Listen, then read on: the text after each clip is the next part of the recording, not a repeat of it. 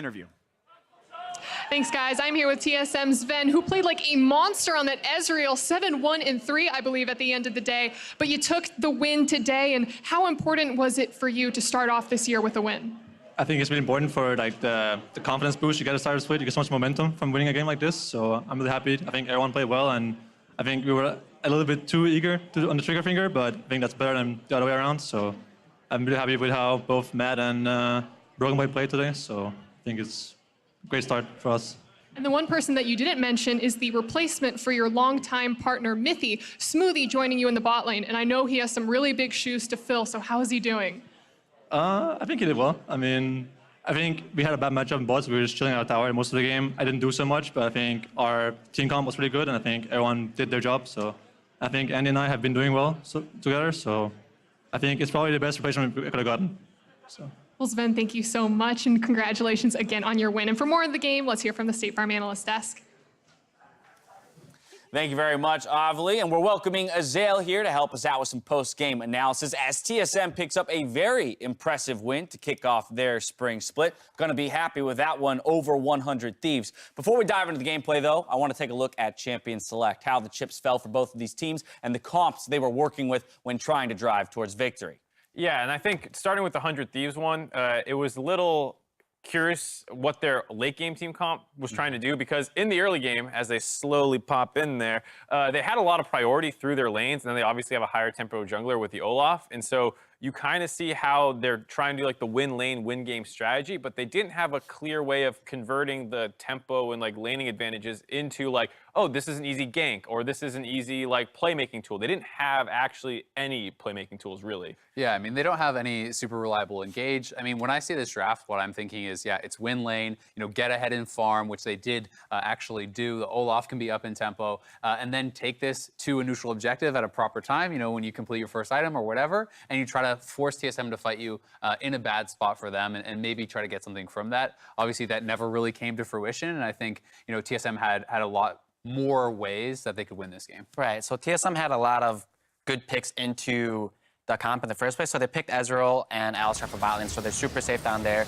It's really hard to kill Zillion, and it's really hard to kill Sion. So even if 100 Thieves had good playmaking potential, they still don't have the comp for that, or they don't have good ways to kill the enemy team. So TSM is just scaling, farming up for items, and then their team fight is just so much easier to do. There's so many different ways that they win the fight, whether it's front to back or even shooting poke, and 100 Thieves just doesn't have the damage to kill through Sion, Alistar with a Zillion ulti over and over.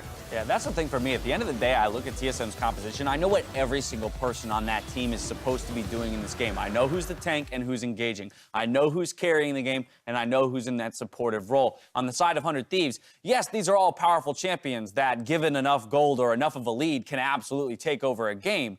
But in a more even game state, I struggle to find where they get any advantage over TSM in the game. Yeah, I mean, it's fairly narrow win conditions, right? And I think Bang actually played a great first game, but once you're behind, you know, what is he really going to do against that sort of a composition? You're not going to be able to dash in and take out the Ezreal. Can't run past the Sion. You don't have anyone who can really accomplish that for you with a Camille and a Sion and an Alistar running at you.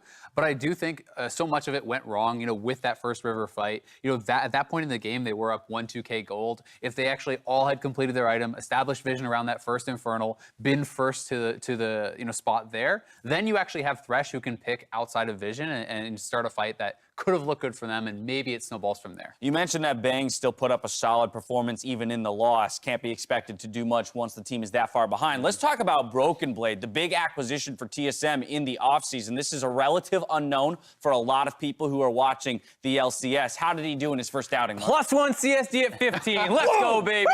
And to be fair, Azael and I were talking about like the Sion Victor matchup. It's been in the LCK a couple times, and like Sion, you know, it's good if you go even, and then you might, if you outplay the Victor, have a chance to kill him with your ultimate. And we actually saw Broken Blade do that. We saw him even in farm, and then come mid to late game team fighting, he was always in the right place and doing everything great. So it's not like, you know, quite as sexy of a pick as like his Riven or some like carry champion, but he did everything you'd want to see. And in a lot of ways, I'm more impressed when I see a good tank performance out of a younger player. Yeah, and against Someday, right? Like this is one of his toughest challenges, I think. You know, one of the very best top laners in the league. A lot of people had him at the very top of the league, you know, last year. So to come in as a young player and have a great performance up against him, and had he played poorly, Victor is someone who really can kind of exploit that, right? If you mess up a couple times in lane, you can be losing that tower and things can fall apart. And then in his first game, too, showcasing here, he did get that solo kill onto Victor. I'm going to say Victor probably should have lived, but at the end of the day, Broken Blade got the kill, right? Capitalized. Yeah, the Sion solo kill into Victor. I had some question mark pings all game long on the Victor ultimate. It's like, why did it stop moving, huh? But while we check in on these new players, I think it's going to be a great boon to his confidence. We heard Sven talk about the importance of picking up an early win, especially for this TSM roster as an org that, as a whole last year really struggled, had their worst showing of any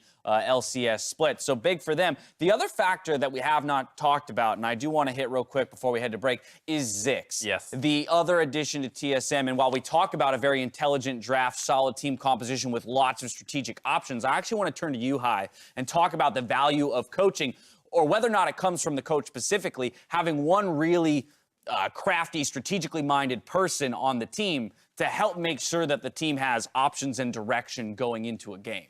Right, so coaches play a large pivotal role to the teams, and having a good coach compared to a bad coach makes a world of difference. So for Zix, specifically for TSM, we'll have to see how it necessarily works, but the coach teaches you how to play as a team. They teach you how to communicate, because the players know how to play the lane generally, right? So they're not there telling you, hey, this is how you dodge the skill shot, this is how you stand in lane. No, it's more about this is how you play the game, this is how you should communicate to your team. You need to set plays in advance and just create that communication network between your players so that everyone is on the same page and know what to do. Yeah, and I mean, Sven talked about it in the interview, building that early confidence. I also think when you have a new coach, building confidence in the coach is also very, very important, right? When he is telling you this is the way in which you should do things and it pans out on stage, that can really kind of build, I think, those positive feelings and that confidence that they have in each other. Really big win for TSM here on the outset of the spring split. We're going to keep the day rolling after the break when CLG and Power of Evil take on Optic and Crown. So don't touch that browser.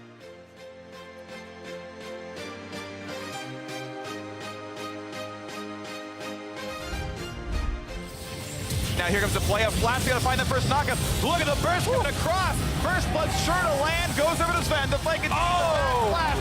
And Anna's going to drop as well. Nice. Let's go. Victor. Go slow. I'm going on him. Look at me. I'm on him, man. Come up. Nice.